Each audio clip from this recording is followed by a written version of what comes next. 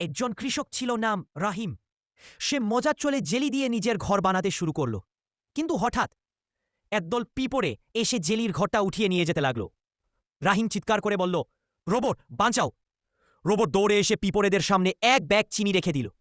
সব পিঁপড়ে এখন ঘর ছেড়ে চিনির ব্যাগ নিয়ে চলে গেল।